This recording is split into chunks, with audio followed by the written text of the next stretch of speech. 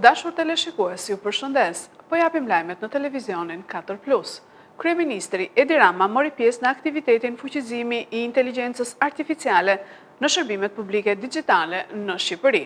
Ai prezantoi mënyrën si inteligjenca artificiale po përfshihet në sistemin e administratës shtetërore, konkretisht në Ministrinë e Drejtësisë. Kryeministri Edi Rama prezantoi mënyrën si inteligjenca artificiale po përfshihet në sistemin e administratës shtetërore, konkretisht në Ministrinë e Drejtësisë në aktivitetin fuqizimi i inteligjencës artificiale në shërbimet publike digjitale në Shqipëri, ku ai mori pjesë. Rama tha se inteligjenca artificiale në Ministrinë e Drejtësisë është si një detektor që shohë nën tokën për të hyrë në shtresat e legjislacionit dhe për të pastruar mbivendosjet ligjore. Ka ligje që japin të drejta që një ligj tjetër i mohon, u shpreh ai. Ai theksoi se modeli i inteligjencës artificiale është aktualisht në fazë trajnimi dhe synimi, është që brenda 2 viteve të realizohet një pastrim rrënjësor i legjislacionit shqiptar, duke theksuar se ky do të jetë një proces që nuk është ndërmarrë më parë as nga vendet e tjera të rajonit apo të mesdheut. Fal inteligjencës artificiale, transferimi i gjithë trupit ligjor të Bashkimit Evropian, aki komunitar, që është mbi 3 milion faqe, kryhet me një shpejtësi maramundse. Vetëm për të bërë këtë proces, Kroacisë, që ka shkëlqyer me integrimin evropian, janë dashur 7 vjet. Ne do ta mbyllim të gjithë procesin brenda afatit që kemi dakordsuar me Komisionin Evropian 2027. Dhe po të shikoni fluksin e informacionit që vjen në kohë reale, nga modeli inteligjencë artificiale i cili bëhet gjithmonë më i mençur dhe sot kemi faktikisht nëse e nisëm me një përpikmëri 90%, sot e kemi përpikmëri 99% në transferimin e bazës ligjore të BE-s në gjuhën shqipe, po jo vetëm kaq, por edhe në disa procese tjera që bën modeli, siç është komplementariteti me legjislacionin ekzistues, mbivendosjet e tjera, është vërtet spektakolare. Është vërtet spektakolare. Dhe përtej kësaj ne kemi futur tani inteligjencën artificiale në Ministrinë e Drejtësisë si një nga ata detektorët që shikojnë nën tokën për të futur në të gjitha shtresat e nën tokës së legjislacionit shqiptar dhe për të identifikuar të gjitha mbivendosjet që në vite janë bërë duke bërë ligje të reja që nuk kanë marrë në konsiderat ligjet e vjetra dhe për të pastruar të gjithë legjislacionin ton nga pengesat që krijohen pasi çfarë jep një ligj nuk ta jep një ligj tjetër. Sipas një ligji ty të takon kjo, të del një tjetër që thotë jo prit se ligji jon, pra ligji i një ministrie tjetër, nuk të lejon. Të gjitha këto ne po i shohim edhe modeli është duke u trajnuar dhe besojmë që në 2 vitet e ardhshme do kemi një pastrim që nuk ja bër asnjë vend nga këta mesdhetarët. Kryetari i Partisë Demokratike Sali Berisha premtoi të negociojë me Amerikën për vendosjen e 0 tarifave në takimin me prodhuesit e bimëve medicinale. Kryetari i Partisë Demokratike Sali Berisha në takimin me prodhuesit e bimëve medicinale tha se opozita do të negociojë me Shtetet e Bashkuara të Amerikës për vendosjen e 0 tarifave.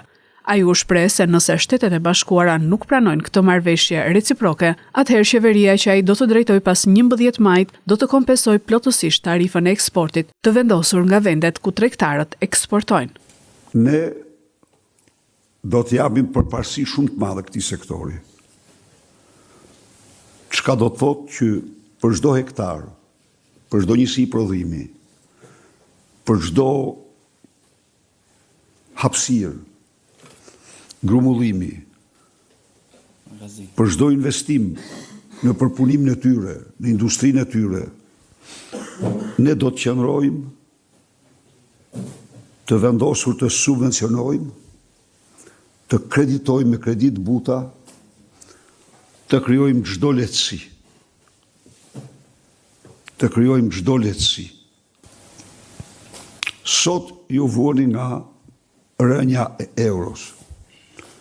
Kjo është kalimtare, por ju garantoj se mas datës 11 maj, bordi I parë që do të ngrihet është bordi I mbrojtjes suaj nga kjo. Çfarë do thotë? Ju dhe të gjithë eksportuesve, shteti do të kompensojë rënjen e euros. Do të në një mënyrë që ju të vazhdoni me të njëjtin nivel fitimesh, bilancesh, si kundër euro të kishte kursin e saj natyral dhe jo kursin e drogës që I jep kanabis dhe kokaina në Shqipëri. Këtë e bëjmë për ju, e bëjmë për gjithë eksportuesit në Shqipëri. Shqipëria duhet eksportojë. Eksporti është prodhim. Made in Albania është krenari në tregjet e huaja, edhe në tregjet tona.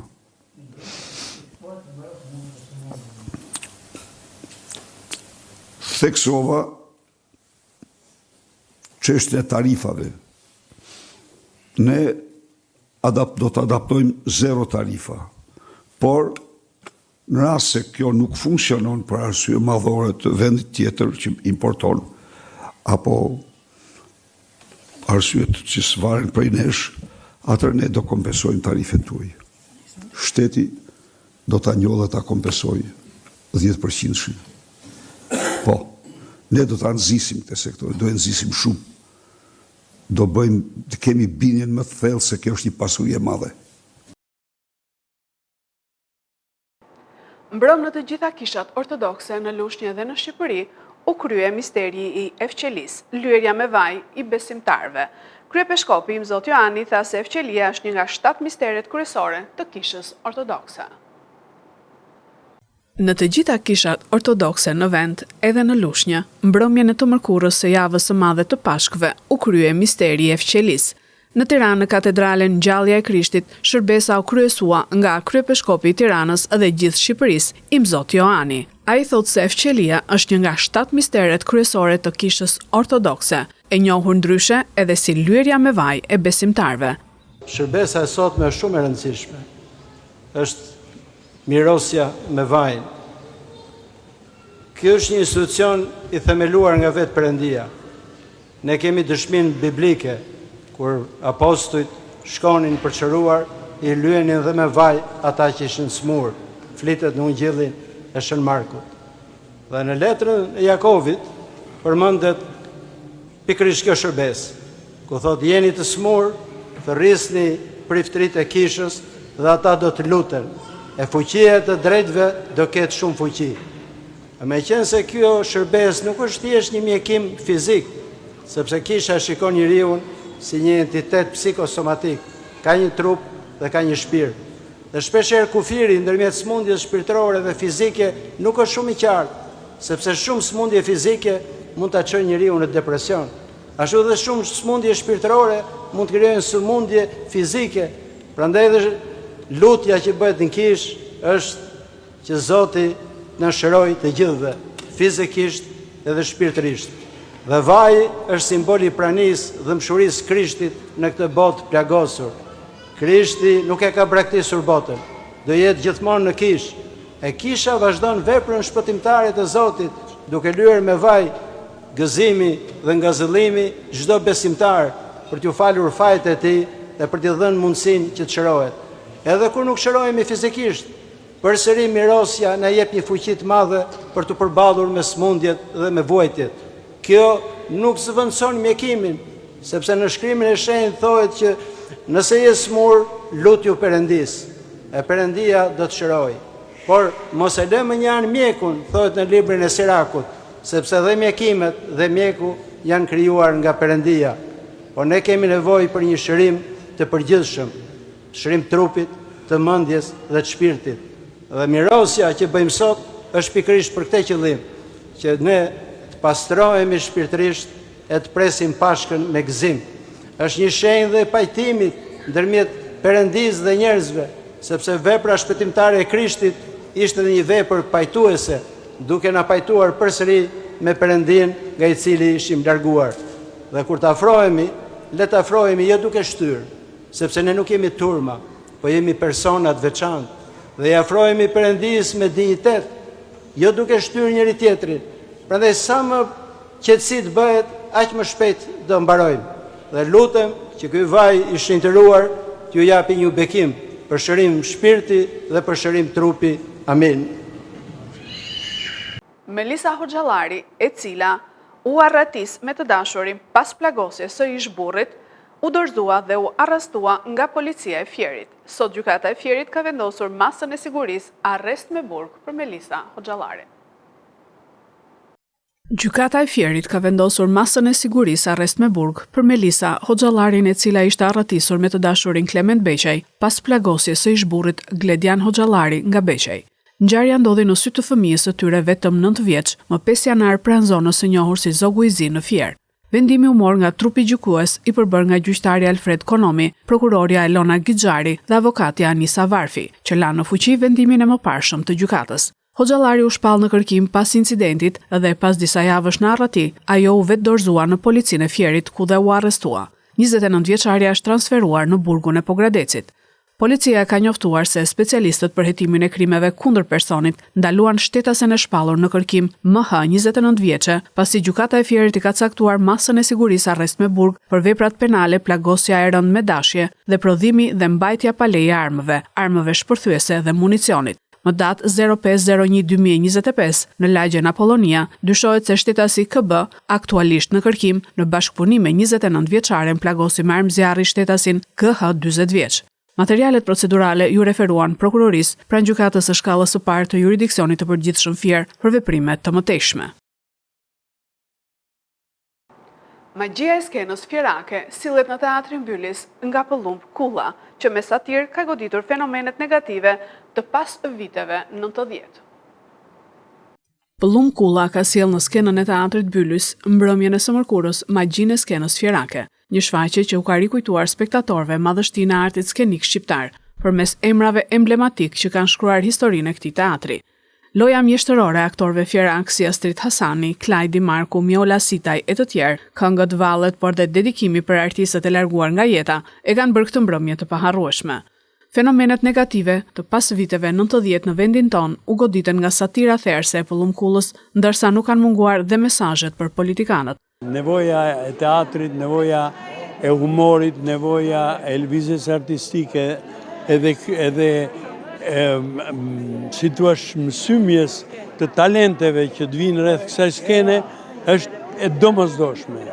Edhe njerëzit tani një diçka të kenë, një shkëndij të kenë, një mbathin për Tiranë, edhe mundohen të kapen për gjitha gjërat e ato organizimet që ka vetë Tirana me kanale televizive dhe me organizmat e ndryshme. Kështu që është e domosdoshme. I emocionuar dhe me lot në sy aktori mirënjohur fierak Luftar Paja ka pohuar se Pëllumb Kulla vijon të mbetet një shkollë e vërtetë e artit shqiptar dhe fat për Fierin. Në këtë teatr kam shkrirë gjithë rinin time bashkë me shokët, me mundi me kuptohet që artistët si gjithë njerëzit kanë baticat dhe zbaticat e tyre në familje, apo në jetën shëndetësore kur i thonë, dhe mendoj se kemi përballuar me shumë sukses. E kemi thënë shpesh herë që Pëllumb Kulla gjeti shtratin këtu, por edhe ne gjetëm Pëllumb Kullën mar e Asbergut ose një margaritar. E prita me kënaqësi ftesën, ka thënë udhëheqësi ekzekutiv i shfaqjes Leonard Bombaj, dhe kjo është një shfaqje nga e cila ka mësuar shumë. Sa i përket shfaqjes që neve sapo mbaruam, më duhet të them që provat kanë filluar në shtëpinë e Pëllumb Kullës dhe kjo tregon se çfarë lloj këmbgulje përveç talentit kërkon arti në Shqipëri, ku terreni është shumë i vështirë. Dhe mua më është dashur, duhet të them që nga kjo shfaqje kam dalë me një eksperiencë krejt të re, i kam bërë të gjitha gjërat. Le të them çfarë bën një vajzë në shtëpi ose një fëmijë në shtëpi që i bën të tëra gjërat. Kështu që pak a shumë kam qenë muskujt fizik të Pëllumb Kullës në këtë shfaqje. Jam shumë i kënaqur që në Fier neve më duhet ta them këtë. shumë entuziazmi erdhi këtej nga skena dhe më shumë pritet akoma nga spektatorët që të jenë dhe ta mbushin sallën. Në udhëheqjen artistike të Gëzim Kamës, publiku artdashës Fjerak përjetoi një natë të paharrueshme përmes një ansambli të tërë artistik që risolli memorien e një periudhe të art teatrore me pëllumkullën në krye.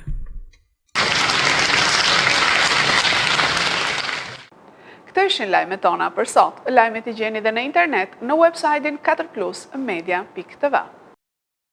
Bashk, mirupafshim.